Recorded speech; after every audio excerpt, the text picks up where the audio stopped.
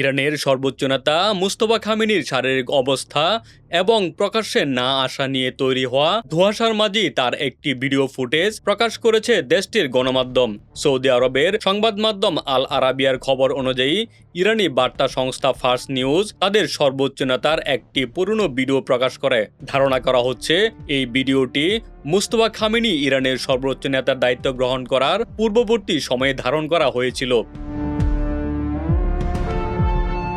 প্রকাশিত সেই ভিডিও ফুটেজে তাকে একদল মানুষের সাথে বসে একটি ধর্মীয় একাডেমিক বৈঠকে সভাপতিত্ব করতে দেখা যায়। সংবাদ মাধ্যম আরটি তাদের সামাজিক যোগাযোগ মাধ্যম প্ল্যাটফর্ম এক্সে ভিডিওটি শেয়ার করে এবং নিশ্চিত করে যে এটি তার প্রথম প্রকাশ্যে আসা ফুটেজ।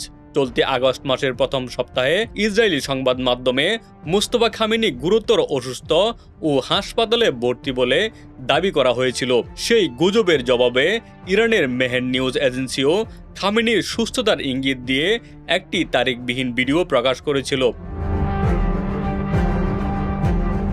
ফলে চলতি আগস্ট মাসেই দ্বিতীয়বারের মতো মুস্তফা খামেনির ভিডিও প্রকাশ করল দেশটির নানা সংবাদ মাধ্যম।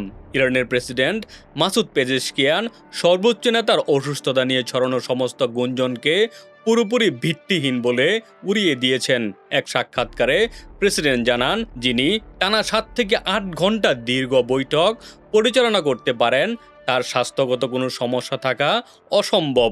প্রেসিডেন্ট পেজেশকিয়ান সম্প্রতি মুস্তফা খামেনির সাথে একটি দীর্ঘ ও সফল দ্বিপাক্ষিক বৈঠক সম্পন্ন করেছেন বলেও নিশ্চিত করেন।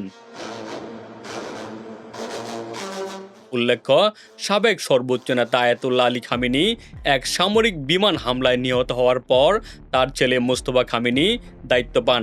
নতুন সর্বোচ্চ নেতা হিসেবে দায়িত্ব গ্রহণ করার পর থেকে এখন পর্যন্ত মুস্তফা খামেনি সরাসরি কোনো জনসম্মুখে উপস্থিত হননি। তিনি কেবল বিভিন্ন অফিসিয়াল লিখিত বিবৃতির মাধ্যমেই দেশের সার্বিক পরিচালনা ও বার্তা আদান প্রদান অব্যাহত রেখেছেন। ভিডিওটি প্রকাশের পর সর্বোচ্চ নেতার শারীরিক অবস্থা নিয়ে বিশ্ব রাজনীতিতে চলতে থাকা নানা জল্পনা কল্পনার সাময়িক অবসান ঘটেছে। ইন্টারন্যাশনাল ডেস্ক রিপোর্ট, বাংলা বাজার পত্রিকা।